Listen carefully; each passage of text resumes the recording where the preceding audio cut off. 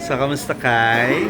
Ayan, hello. Good evening sa inyo. I'm so happy to be here in this event with you guys. Correct. Or Birthday, congrats sa ano. Okay Okay naman, naman. congrats sa Secretary Kim. Oh yes, airing na po ngayon sa View app na naloloka kaming lahat dahil ngayon na online na ang streaming ng mga ganitong teleserye. May mga link pa rin. Mga Facebook, ganyan, nasa spread na. Mas madali nga daw kasing ano. Yun na nga, diba? naloloka kami kasi libre naman siya sa View. Bakit kailangan pa? Diba? Ganun ewan ko, yung anuhin yung mga Pinoy, pero encourage na lang natin yung mga taong manood sa View app. Mismo. O, kamusta naman ang pakikipagtrabaho sa Kim Pao? Oh my God. Kilig ba? Hindi kasi ko, Kinikilig ka ba? Oh my God. Bago ko kasi nalaman na part ako ng What's Wrong, obsessed ako sa linlang. As in, obsessed ako sa Napanood mo linlang. yung serye? As in, nanood ako mag-isa pero napapatili ako mag-isa. At saka, iba talaga yung chemistry ng Kim Pao. So, nung nalaman ko na part ako ng What's Wrong with Secretary Kim, I was like, oh my God, makaka-inside scoop tayo kung sila nga ba talaga. Ayan ang gusto namin itanong sa'yo. Sila ba talaga? Siyempre, behind the scene, ikaw ang Diba? kasama. Deep in my heart, naniniwala akong meron silang undeniable chemistry. Diba? Whether they are still friends or there's something between them, hindi mo mapagkakaila na may something na chemistry sa kanila. Pag nagtitinginan pa lang sila in between takes, kasi kapatid po ako ni Kim doon eh. So pag naniligaw, ayan, nakaka-eksena ko sila. Pag nagtitinginan sila, kahit walang nagro-roll, may electricity talaga eh. Hindi mo ba sila binibiro na parang may kailangan kayong aminin sa amin? Mga ganyan, di ba? Actually, kasi ang pangalan ni Kim sa story is Kim din. So merong isang scene doon, ako as ate niya na stricta. Stricta po kasi ako doon. Binubuko ko siya kung may gusto talaga siya kay BMC. Hanggang sa, yung pang-aasar ko sa kanya, parang nagbo-border na sa totoo. Kasi sinasabi ko sa kanya, Kim yung totoo. Parang Aminin mo, kinikilig ka, parang ganon. So parang napansin nga din yun online na parang totoo na yung mga linyahan nila. Kasi totoong inaasar ko po sila. Pero iboto ka ba? I am Kim Pao. I am boto sa Kim Pao. Kim Pao, oo. Diyos ko nakasama ko si Kim, kakalabas lang niya ng PBB, paano na kaya ng movie. So, bata pa kami noon. And seeing her now, of kung paano siya nag-grow as a beautiful, sincere, kind woman, I know that she deserves the best. Kasi grabe siya magbigay. Grabe yung passion niya sa buhay. Grabe siya magmahal. Ibang klase. Kapatid ko yan sa pagiging kulang na lang magtutubos ng motor eh. Parang alam na alam mo. Yes, oo. Alang-alang sa pag-ibig. Eto pa. Diba? So, for me, boto ako kay Pao. Kasi nakikita kong gentleman siya. So, wala akong kino-confirm na sila o hindi dahil hindi naman po umabot sa Point ganun na, yung, sila very professional eh. So, hindi ko naman sila makikitang unprofessional sa eksena. So, from what I saw, boto ko sa kanila. Pero kung sakaling magiging sila, isa ka sa matutuwa? Oo naman! Grabe, iba talaga yung promise. Sa mga hindi pa convinced, try nyo. Try nyo panoorin sila. Iba talaga yung kilig. Oo. Pero ikaw ba, hindi mo nararamdaman si Paolo na parang nagpaparamdam? Kasi parang napansin namin ng press con, si Pao hindi siya yung gano'n na very vocal eh. Yeah. Pagdating. Pero dito kay Kim, parang napaka-vocal niya na yung sweetness, di ba? Parang ganyan. Ikaw ano napapansin mo kay Pao? Si Pao kasi, nakatawag ko na siya dati, very gentleman siya. Ayaw niyang may nahihirapan, ayaw niyang may nale-left out, tsaka ayaw niya naging cause of delay. So siya, professional. And, ewan ko, mabait kasi siya sa lahat, kaya ang hirap i-identify kung special yung treatment niya kay Kim. Yeah. Pero okay sila, ang cute ng banter nila. Pag walang camera, yung biruan nila, ang cute, sobrang cute. Ano pa bang Ano naman ang ginagawa mo rito? bukod dito, sa ate ka ni ano yung magiging magandang contribution mo sa What's Wrong with Secretary Kim?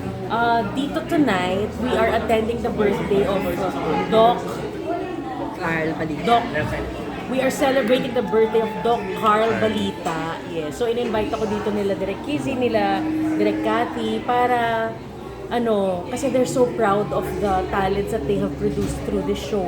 At naniniwala ako sa nila, sa taste nila. So I was really curious kung ano nga ba tong contest na ito. Ayun, yung question niya.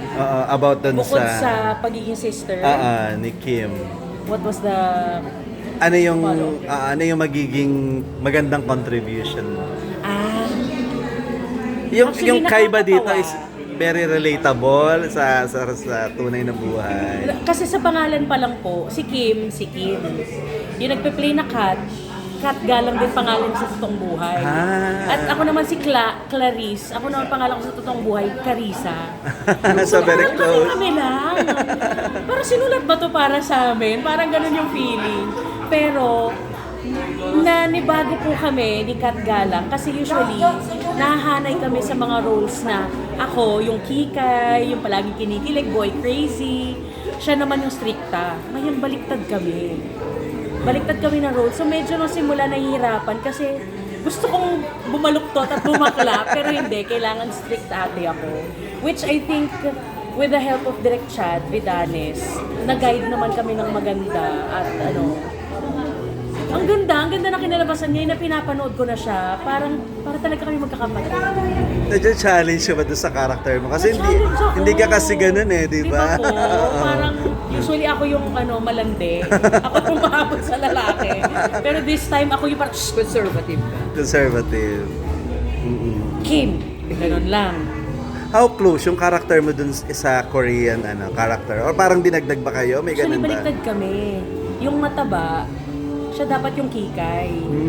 So binaliktad yung character. Dapat doktor. Pero I think it's because of the age thing. Hindi na nila matanggal sa utak nila kaming tatlo yung magiging magkakapatid. So, binaliktad na lang. Para naman maiba Ako yung yung Pinay-adaptation. Yeah. And Ang after... sarap din kasi para kaming sisters talaga. Iba yung care namin pagdating sa set. At saka bilib talaga ako mula dati hanggang ngayon kay Kim. There were scenes na mahirap po talaga. Hindi ko lang ma-describe dahil masuspoil ang storya. Pero siya, wala akong nakitang umiwi yung mukha niya, nagreklamo siya sa init, walang ganon, nakakabilib, Pero nakaka-inspire sa nakaka. kasama mo siya nung nagtitaping kayo, nung kasagsagan ng issue na nag-split up, di ba? Yes. Nakita mo ba siya ng lungkot, ng ganyan? Pagdurusa? Grabe pagdurusa! Or lungkot, parang gano'n. As you know naman, Kim is very professional, so no, hindi niya po yung dinala sa set at all. Pag kinakamusta mo siya, talaga naman masakit dumaan sa breakup, diba? Kung nakasama mo tong taong to ng ilang taon, tapos biglang mawawala yung taong yun. So yes, I can see that there's pain behind her eyes, but she rallied through, she's a strong girl, at inilaban niya si Kim liwanag. Yes. Pinasok mo yun Hindi, pero ikaw ba, bilang very close naman kayo ni Kim, humingi siya mga love advice sa'yo or parang you console her, parang ganyan, mga times na yun. Nagkakausap kami about love life nga.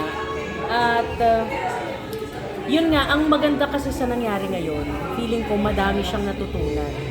Hindi siya nag-focus na magmukmok, hindi siya nag-focus na ma-depress. Nandun siya sa, grabe, ang dami kong natutunan. And this time around, sa next relationship ko, alam kong hindi ko gagawin to, gagawin ko to. Ikaw, anong advice binigay mo sa kanya? Ang binigay ko sa kanya, know your worth. Know your worth. Kasi paano ka mamahalin kung hindi mo mahal ang sarili mo? Diba? Kaya, kailangan mo humanap ng tao because you need them. Maghanap ka ng tao as addition na lang dahil happy ka na on your own. Reaction niya dun sa advice mo? Natawa. Kasi, yung nangyari nung gabi yun, parang